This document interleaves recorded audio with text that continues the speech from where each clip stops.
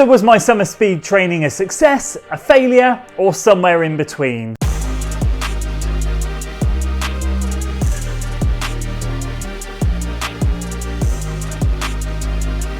So I wrapped up my summer speed training series at the Saucony London 10K at the weekend just gone, running 33 minutes and 52 seconds, which for me, I am slightly disappointed in, but can also understand how it happened. Today, I want to go through and give you a quick review of the training block, what went right, what went wrong, what's next, and how we're jumping into marathon training next, with the goal races in between coming up as well. So without further ado, let's jump in, go through the positives and the negatives. So let's go through the first two things, which is the structure. Was I happy with the structure, or could I have done better? And number two, the results. Touch wood, the first thing I want to say in all of this is I have got another 10 weeks of training under my belt, injury-free, which I'm extremely grateful for, and you can never overlook the importance of that. So very, very grateful for that. And overall, in terms of the structure, I'm very happy. I set out on a double threshold mission, and I was very happy with how the training went. In the first 2 or 3 weeks, I think it was,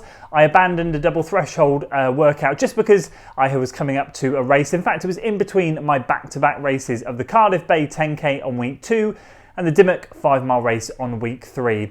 Then I carried on the double threshold training until 3 weeks to go, and I actually couldn't do a double threshold workout that week just to work commitments, family commitments. So I ended up sharpening up slightly earlier. I'd actually planned to do that 2 weeks out.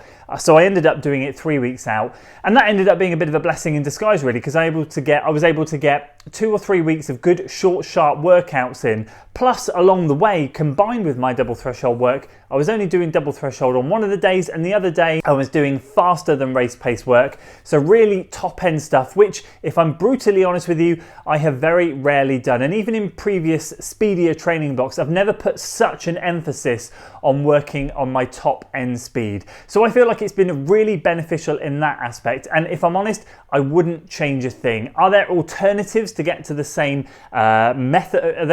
Are there alternative coaching methods to get to the same way? Absolutely, there are different ways. I could have done more speed workouts, and there have been a couple of comments to highlight that,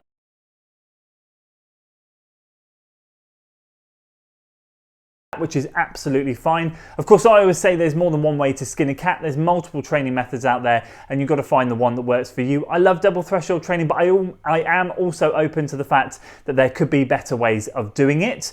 And then the final 3 weeks were great as well, and I got myself into some good shape. So I'm very grateful coming off the back of it. In terms of the results, I feel mixed about it. The 10K was my focus, and the 5K was going to be a bonus. I ended up PBing in the 5K and not getting anywhere near my 10K time.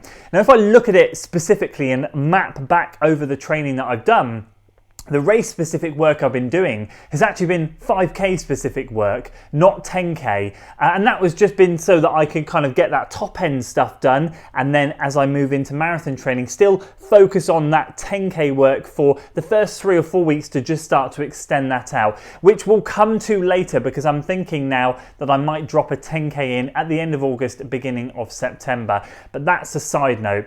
So that would explain why my 5K has done as well as it has. I came into it with a PB of 16:19, and I've managed to drop that to 16:08, so I'm very happy. Plus, I have another couple of 5Ks coming up, which we will talk about very shortly. So very grateful there. I won my first 5-mile race. It wasn't my best performance. I think the lack of depth in the field there kind of meant that I won it. And I was very grateful. I felt like I could have run faster, but I ran the conditions on the day, which were quite warm, and the course was a bit hillier than I thought. So I'll take it. I'm very grateful. It's my first ever race win, and I was buzzing. The 10K, I just didn't quite hit what I wanted to hit. And to be honest with you, I was hoping to be a bit closer to that 33:00 than I am. It seems to be one of those performances where I keep thinking, how the heck did I do that?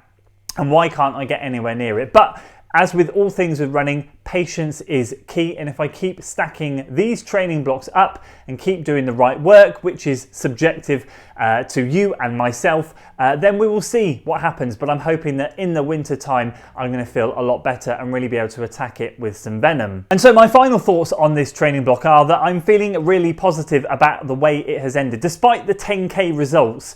If I look at the training as a whole, I'm hitting paces that I never ever have hit in workouts. That could be the 2, 4, 6, 800 meter repeats, that could be the kilometer repeats. All of it has stepped up a level, and it's stepped up quite significantly. So I'm feeling really confident. In general, my pace to heart rate ratio has also dropped. And again, that's just come down to stacking up week after week, block after block. So I'm very grateful. What I approached the year in was really good fitness, and I showed that at the Lisbury 8 race back in January, then got ill, and I now kind of feel like I'm back at that sort of level, ready to kick on now, especially after this training block. What I have been disappointed with, as I've just said, is the 10k paces. However, I just have to trust that another training block and cooler temperatures later in the year will yield a really good result. I come into these summer training blocks being optimistic of PBs, and in this block in particular I said I've been around the block long enough to know that I won't PB in the summer, but I just need to bank some good training, and I tell it to all my athletes I coach. We bank the training in the summer. If we get PBs, great. If not, this is all good work for the autumn. And yet I sit here feeling disappointed that I haven't got close to my 10k PB, and I wonder why. So yeah, I just have to give myself a bit of a reality check that I've ticked a box with the 5k PB. I won my first race, and the 10k stuff will come. So what is next? Well, of course, it's Abingdon Marathon. I've vocalized that a couple of times in the video, so you guys know that the training for that is going to be starting on July the 29th, which means I've got a couple of weeks now where I'm just kind of in that bridge building phase where I'm going to start to extend the run slightly. But if I'm honest with you, I am going to keep the speed workouts in. I am really loving the training. This has probably been one of the most funnest, if that's a word, training blocks that I have done in years, and that means the world to me. Not only have I stacked up the consistency and hit week after week of training, but I've loved it. And that's, as a runner, from me to you guys, and I'm sure you have had training blocks the same, when you get a training block like that, it just puts a smile on your face, and I have had an absolute blast. And at the end of the day, that's all that matters. It's a hobby, we have fun, we fit it in where we can, and we do our best, and that's all I ever try to do. So to put a smile on my face as well while doing it is an absolute bonus, and that's what I want to continue doing, especially for these first 2 weeks. And then when I do lock in to marathon training, I think even for the first 2 weeks, I've mapped out my training. I still have dropped in some really fast workouts because I would like to do another 4 weeks in total of those short, sharp, fast workouts. I'm just going to be coupling those with slightly longer workouts that are more marathon specific as a kind of a bridging the gap and a transition phase, because I have 2 more races coming up and I want to be in good shape for both of those. So let me explain what they are. In turn of events, I've managed to get myself into the top flight race in Battersea Park on July the 24th. That's next week. By chance, I put out there the races that I was looking at, and by chance I went onto the Top Flight website and I was just curious to see what their qualifying times are. Now it's sub 16 minutes for a 5k for a free elite entry, and then it is sub 33:30 for a 10k. Well, of course, I've run 33 flat, even though it was last year. You have to send in your power of 10. So I sent them an email and I said, hey, look, my power of 10 is this. I have run the qualifying time for a 10k, but I'd like to do a 5k race. Is that okay? Does that qualify me? And they came back to me and said, yep, that qualifies you. We'll drop you onto the start list. We'll see you then.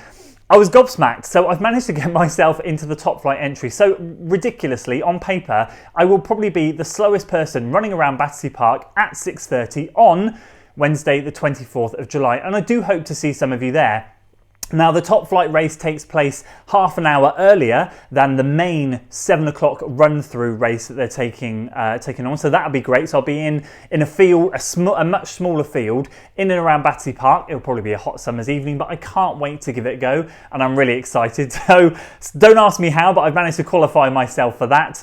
And then the second race is going to be the Podium 5K in August, which is why I want to do, and that's the early 20th, I think, or in and around there. That's why I want to do another 4 weeks of speed work, just to keep myself sort of topped up until the beginning and mid of August. And then by the time I transition, I won't have lost that speed ready for the August one. So I'm giving myself 2 more shots at the 5K, which I'm really, really excited about. And now, having gone through this training block, I'm looking at potentially doing a 10K on the 1st of September, whether it's the Cardiff 10K or the Cheltenham 10K. They're probably the options. I was looking at doing a half marathon, but if I'm completely honest with you, I'm mildly addicted to this speed work at the moment, and I do want to carry that forward, and I am really enjoying the shorter distance races. So I'm just approaching this marathon block slightly differently, just taking that speed and just going to try and extend it. So I probably won't be doing any longer distance races other than a 10K in the build up to Abingdon. I might do my home half marathon, the Forest of Dean half marathon, at the end of September. I might, but then do I want to pay all that money to run around my own trails? I'm not sure. I'll have a think about it. If I do, it will just be to get the competitive juices flowing, but I really haven't got any interest in doing anything else other than 5 and 10Ks at the moment. And finally, there is method behind the madness in all of that, and that is that I do find those transition periods, whether it's going from marathon to shorter distance or shorter distance to marathon, those first 3 or 4 weeks in that transition, I often find I get a good jump in fitness, and that's where I've either done the short speed work and I'm now adding more endurance work in, so I get that boost, or I've done a load of endurance work and then I add the speed on top and I get a bit of a boost. So I tend to find that that period is a good window. So if I get a couple of races in there with relatively good temperatures, so not scorching hot days, it can be hot, that's fine, but nothing too major, then I think I could hopefully have some good performances, but who knows? We'll just have to wait and see. So that's the reason why I'm doing that. And so finally, I just want to say a massive thanks to you guys for supporting me on this journey and this training series. It's been a blast and I've just found it so beneficial. The amount of people that came up to me and said hi and thanks and follow the channel at the end of the London 10K, honestly, it blew my mind. I was so grateful and I just can't wait to put out more videos. I love it. I absolutely love it, and I will continue to do so, especially for this for this Abingdon Marathon training. Now, I think for me, as I said, this speed block has been super beneficial. I'd love to hear if you've been doing speed this summer. I think for me, the approach that's slightly different is in the past I've done sort of 5 and 10K specific reps in speed block training, whereas this time I've really focused on doing 5K, 3K and 1500 meter pace reps, especially in the start, and I've kind of carried that on, and now I'm at the point where I've extended that to mainly 5K specific and maybe a bit of 3K in there as well, and that has been an absolute game changer, and I genuinely couldn't recommend it enough. I really feel like it's leveled me up in that aspect, and all that I can say to you guys and for me is we keep plugging away, especially through the summer, so that when we get those cool attempts we can go and deliver those PBs. That's all I can hope to do, is just deliver them later in the year and keep working hard now. So yeah, we'll leave it there, guys. So a huge thanks once again for all of your support. If you enjoyed the video, please do give it a like, share it with your friends, subscribe to the channel for weekly running content and marathon journey coming soon, and I'll see you in the next one.